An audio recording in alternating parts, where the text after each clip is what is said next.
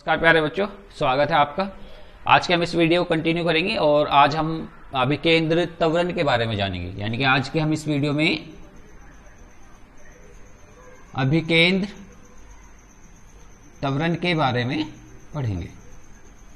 वृत्तीय गति हमारी चल रही है। हमने लास्ट वीडियो में कोणीय वेग के बारे में जाना था, कोणीय वेग और रेखीय वेग के बीच में संबंध भी स्थापित किया था। तो आज के हम इस वीडियो में अभिकेंद्र त्वरण के बारे में पढ़ेंगे। इससे पहले हम थोड़ी बात करते हैं वेग के बारे में। वेग और चाल तो थोड़ा आपको अच्छे समझ में आ जाएगा। वेग और चाल, तो देखिए इस कंडीशन में जब हम वेग की बात करते हैं और चाल की बात करते हैं तो हमें पता है वेग जो होता है वो विस्थापन बटे समय होता है। यानी कि जो वेग हमारा वेग होता है वो क्या होता है, विस्थापन बटे समय कहलाता है। जबकि हमारी जो चाल होती है वो दूरी और बटे समय कहलाती है। यानी कि अगर हम दोनों के परिमाण की बात करें तो परिमाण लगभग दोनों का बराबर होता है। डिफरेंस क्या होता है, डिफरेंस होता है दिशा का। दिशा से तात्पर्य कि विस्थापन में दिशा हो जाती है, यानी कि वेग में दिशा हो जाती है, जबकि चाल में दिशा नहीं होती। क्यों नहीं होती, कैसे नहीं होती, इसको समझिए। मान लीजिए मेरे पास एक ऑब्जेक्ट ए है और ए से बी तक ये दूरी तय कर रहा है। तो ए से बी तक की जब इसने दूरी तय करी है तो इस कंडीशन में इसकी दूरी और विस्थापन दोनों क्या है, दोनों ही कैसे हैं, बराबर होते हैं। इस कंडीशन में दूरी भी बराबर और विस्थापन भी बराबर है। अर्थात जब दूरी और विस्थापन बराबर होगी इसका मतलब वेग और चाल भी क्या होगी, बराबर ही होगी। दोनों को हम सेम रखेंगे। लेकिन अंतर किसका हो जाता है, अंतर हो जाता है दिशा का। वेग में हम दिशा को इंक्लूड करते हैं जबकि चाल में हम दिशा को इंक्लूड नहीं करते। ये दोनों में डिफरेंस होता है क्योंकि अगर हमारी दिशा बदलती रहे तो वहां उस कंडीशन में जब दिशा बदलती है तो वो हमारी क्या हो जाता है, अगर चाल नहीं बदल रही है, दिशा बदल रही है तो वो हमारा क्या हो जाता है, वेग हो जाता है, दिशा होती है। तो इसी चीज का प्रयोग किसमें लगता है, अभिकेंद्र त्वरण में लगता है। क्यों लगता है उसको भी हम समझाते हैं अभी आपको। जब कोई कण वृत्तीय गति करता है, जब कोई कण वृत्तीय गति करता है तो इस वृत्तीय गति में कण का जो वेग होता है, कण का वेग जो होता है वो कैसा होता है, समान होता है। कण का वेग कैसा होता है, समान होता है, यानी कि वेग नहीं बदलता। जब वृत्तीय गति करते वक्त कण का वेग नहीं बदल रहा है लेकिन उसमें फिर भी त्वरण होती है। आप समझने की कोशिश करना, जब कोई हमारा पार्टिकल या ऑब्जेक्ट एक वृत्तीय गति करता है तो उसका वेग नहीं बदलता, यानी कि समान वेग होता है। वेग समान है और त्वरण भी है, तो ये कैसे पॉसिबल हो सकता है, क्योंकि हमने त्वरण की परिभाषा पढ़ी थी। त्वरण क्या होती है, वेग परिवर्तन की जो दर होती है, वेग परिवर्तन की दर को हम क्या कहते हैं, त्वरण कहते हैं। लेकिन एक समान वृत्तीय गति में वेग परिवर्तन नहीं हो रहा है लेकिन फिर भी त्वरण है। तो वो क्यों होती है, क्योंकि जब हमारा कण वृत्तीय गति करता है तो इस कंडीशन में उसकी जो दिशा है, वेग की जो दिशा है वो क्या होती है, लगातार बदलती रहती है। इस कंडीशन में वेग की दिशा लगातार बदलती रहती है और वेग की दिशा बदलने के कारण ही इस गति में अभिकेंद्र त्वरण होती है। क्लियर होगी होंगी बातें कि जब वेग की दिशा बदलती है तो दिशा के कारण ही इसमें क्या होती है, अभिकेंद्र त्वरण होती है। लेकिन वेग जो होता है वो कैसा होता है, समान होता है। क्लियर होगी बातें। तो हेडिंग डालेंगे आप लोग अभिकेंद्र त्वरण, इसके बारे में लिखेंगे जो मैंने अभी आपको बताया, वो सारी चीजें लिखेंगे।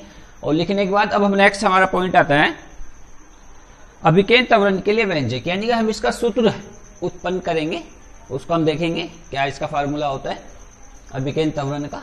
तो चलिए उससे पहले एक चित्र हम देख लेते हैं। मान लीजिए कोई कण है जो एक वृत्तीय पथ पर गति कर रहा है और इस वृत्तीय पथ की जो त्रिज्या है वो r है। इस वृत्तीय पथ की जो त्रिज्या है वो क्या है, r है। और किसी एक कंडीशन में हमारा जो कण है वो एक पॉइंट है P1 पर और इसका जो वेग है वो V1 है। t समय पश्चात ये पॉइंट P2 पर पहुंच जाता है और यहां पर इसका जो वेग है वो v2 है, ये दूरी, और दोनों के बीच का जो कोण है वो डेल्टा में थीटा मान लेता हूं और इसकी जो r है। क्लियर होगी बातें? ये थोड़ी आपको लिखनी पड़ेगी कि माना एक कण एक r त्रिज्या के वृत्ताकार पथ पर त्रिज्या कर रहा है, गति कर रहा है, जो पॉइंट P पर उसका वेग है v1 और कुछ समय पश्चात या t समय पश्चात वो पॉइंट P2 पर पहुंच जाता है जहां पर उसका वेग हो जाता है v2।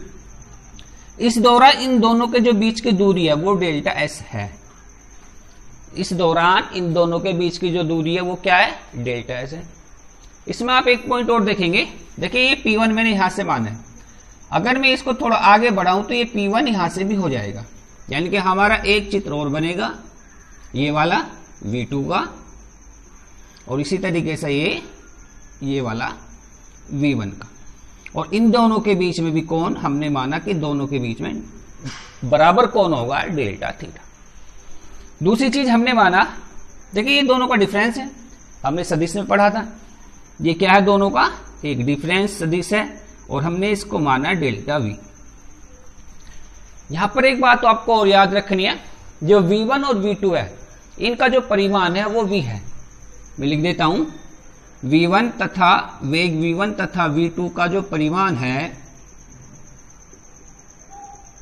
वो v है, अर्थात हम v1 और v2 की जगह v का भी प्रयोग कर सकते हैं। चलिए अगर हम इसमें देखें, अब हमारे पास इसको मैं O मान लेता हूं, इसको मैं P, इसको Q और इसको R, और ये वाला जो मेरा पॉइंट है ये v2 है यहां से यहां तक, और ये मेरे पास है v1। तो अगर हम देखें तो हमारे पास दो प्रकार के ट्रायंगल बनने, दो प्रकार के त्रिभुज बनने, एक त्रिभुज ये है और एक त्रिभुज ये है। देखिए इसमें ये वाली भुजा पूरी v1 है, ये v2 है और ये भी v1 v2 है, और दूसरे दोनों के बीच का जो कोण है वो क्या है? डेल्टा थीटा है। तो कहीं ना कहीं अगर हम बात करें तो त्रिभुज और P1 P2 तथा त्रिभुज Q त्रिभुज PQR ये समरूप त्रिभुज है। ये क्या है हमारे पास? समरूप त्रिभुज है। और आपने पढ़ा होगा समरूप त्रिभुज की एक प्रॉपर्टी, मैथ में 10th में भी आपने पढ़ी होगी कि समरूप त्रिभुज की समान भुजाओं में समान अनुपात होता है। समरूप त्रिभुज की समान भुजाओं में समान अनुपात होता है, यानी कि अगर मैं इसको इस प्रकार से एक त्रिभुज मान लूं तो P1 P2 अपॉन P1O बराबर, यानी कि ये वाली भुजा बटे ये वाली भुजा, इसी प्रकार ये वाली भुजा अर्थात QR बटे QP, ये कैसे होंगे? बराबर होंगे।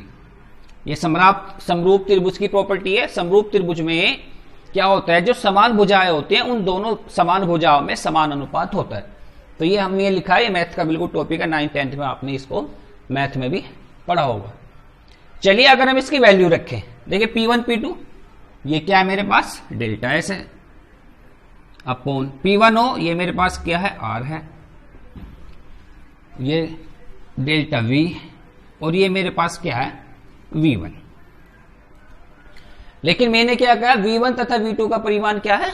V है, तो इसकी जगह मैं क्या यूज कर सकता हूं? V का यूज कर सकता हूं। क्लियर होगी? तो यहां से डेल्टा V कितना हो जाएगा? क्योंकि हमें निकालना है वेग परिवर्तन, त्वरण क्या होती है? वेग परिवर्तन की दर।